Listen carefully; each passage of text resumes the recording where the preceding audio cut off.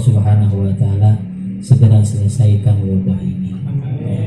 Dan kita semua mendapat perlindungan dari Allah Subhanahu wa taala.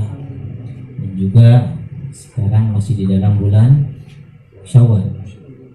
Dan setelah 1 bulan Ramadan, Allah mendidik kita, Allah menempa kita melalui berbagai rangkaian ibadah. Mudah-mudahan Allah tetapkan keistiqomahan kita di dalam ibadah. Karena sungguh apabila kita hanya mengenal Allah di dalam bulan Ramadan, kita hanya beribadat kepada Allah di bulan Ramadan, ini yang dikatakan ulama bi'sal qaumul ladzina la ya'rifuna illa fi Ramadan.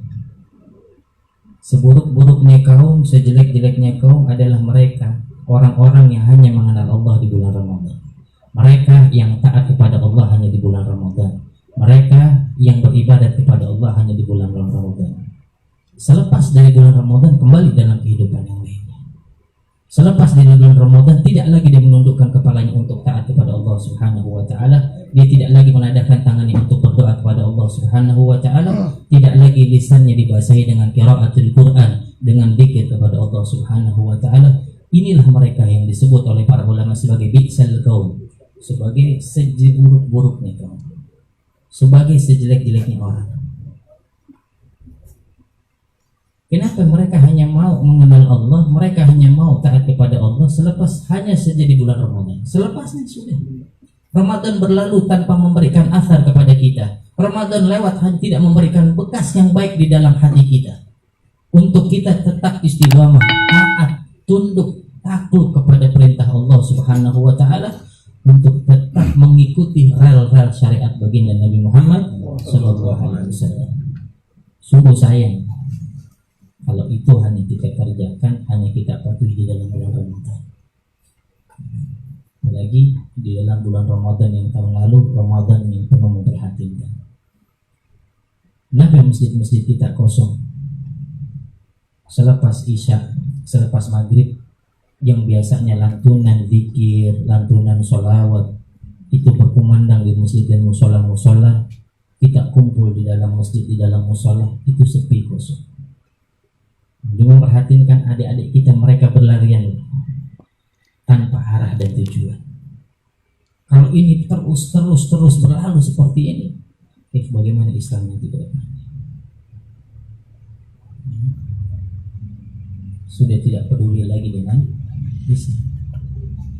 Ya, mungkin Allah berikan ini karena memang sudah banyak kerusakan yang terjadi di dalam rumah kita. Makanya kita suruh kembali ke rumah, kita perbaiki dari rumah kita. Kenapa? Mungkin orang tua sudah tidak peduli dengan anaknya, anak sudah tidak patuh dengan orang tuanya. Makanya Allah peringatkan dengan wabah ini supaya kembali memperbaiki di dalam rumahnya. Karena kan pesan Allah Subhanahu wa taala, qu anfusakum wa ahlikum. Jaga diri kita, bukan hanya kita, tapi ahlikum. Man huwa ahlu? Siapa itu ahlu? Zaujati, daripada istri kita, kan, wa auladi, anak-anak kita, wa banati, itu semuanya yang wajib kita jaga. Apalagi kita sebagai seorang laki-laki, sebagai seorang imam yang bakal dipintakan pertanggungjawaban oleh Allah Subhanahu wa taala, bukan hanya di dunia, tapi nanti di mahkamah akhirat, itu yang pertanggungjawaban yang berasa. Wa kullukum ra'in wa mas'ulun an ra'iyati. Kamu sekalian adalah pemimpin dan besok bakal diminta pertanggungjawaban di hadapan Allah Subhanahu wa taala tentang rakyatnya. Kalau pemimpin di dalam waliul amri, di dalam pemerintahan, mereka akan dipertanggungjawabkan dengan rakyatnya. Terus kita bagaimana dengan kepala keluarga? Kita pun bakal diminta pertanggungjawabkan. Dengan apa? Bagaimana kita mendidik istri kita, bagaimana kita mendidik anak kita. Terus bagaimana Ustaz dengan yang para bujangan? Mereka pun bakal diminta pertanggungjawaban di hadapan Allah Subhanahu wa taala. Mampukah mereka mengatur, memanage daripada seluruh anggota tubuhnya? Matanya untuk apa? Lisannya untuk apa? Tangannya dipakai untuk apa? Kakinya dilangkahkan kemana? Itu bakal diminta pertanggungjawaban. Faslun, ini satu fasal nawaqidul wudu, membahas tentang perkara-perkara yang membatalkan wudu. Di dalam kitab ini perkara yang membatalkan wudu ada 4 perkara. An-nawaqid, kalimat an-nawaqid itu jamaknya daripada lafaz nakid. Nah, ini ada santri, ya kan? Sekarang yang baca, kalau di pondok Habib yang baca, santri yang baru yang baca. Ya. Nah, kalau secara gramatika Arab, jamak itu ada jamak taksir, ada jamak muannas, ada juga ada muannas salim, ada mudzakkar salim. Nah, ini nawakid ini adalah jamak taksir karena di mushtaq asalnya itu daripada isim fa'il.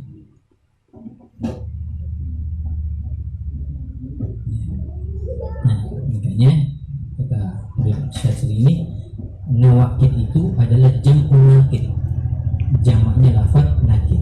Wahwa artinya nakid itu mayuzilu syai'an min asli, sesuatu perkara yang bisa menghilangkan sesuatu dari asalnya. Ini namanya nakid. Ini secara bahasa. Tapi wal muradu bihuna, yang dimaksudkan nakid di sini di dalam pembahasan fikih itu adalah al asbab allati yantahil wudu biwujudi wahidin minha. Apa? Sesuatu yang menyebabkan batalnya wudu apabila terdapat dari perkara-perkara yang empat ini. Nah, ini perkaranya ada empat. Kalau satu saja terdapat pada orang yang memiliki wudu, maka wudunya batal. Al asbabu allati yantahil wudu'u biwujudi wahidin minha.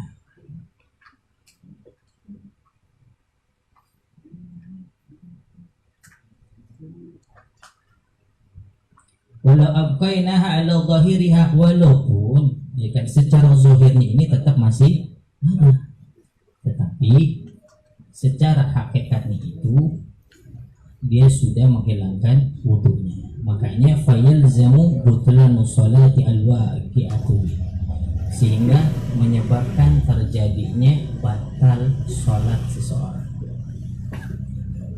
Kenapa batal sholatnya? Karena wudunya batal. Kalau wudunya batal, otomatis sholatnya juga. Nah, makanya ini ditaruh di awal. Makanya kalau dalam istilah ngaji, kalau ngaji nahu sama ngaji fikih itu bab awalnya mudah, karena bab air, bab perkara wudu, kesananya semakin susah. Nanti ada bab lagi, ya kan? Nanti lagi masuk bab muamalah, ada bab akad, ada akad tiar, ada akad salam. Nah, akad salam tuh kalau sekarang kita jual beli online, itu ada akad salam. Nah, hebat nih Islam zaman dulu itu sudah diatur. Makanya kalau sekolah Islam nggak tahu apa-apa, sebelum ada jual beli online kita sudah ada aturannya. Bahkan lebih hebat lagi. Itu kalau dalam kitab Minhaj kata Imam Nawawi, kalau seandainya kita pesan sesuatu, ini misalnya kita pesan ini, perjanjiannya haji, ini pesan yang kayak gini. Oke, terima barangnya di mana? Di Ciracas. Ini perjanjian awal di Ciracas. Tiba-tiba karena sesuatu hal haji bilang, kayaknya nggak bisa nih di Ciracas, kita ketemunya di Pasar Rebo. Nah, ini dibicarakan lagi, karena ada perubahan kan? Perubahan dari perjanjian awal. Sedangkan dari Ciracas ke Pasar Rebo masih butuh sesuatu lagi, butuh biaya lagi. Nah, ini dibicarakan.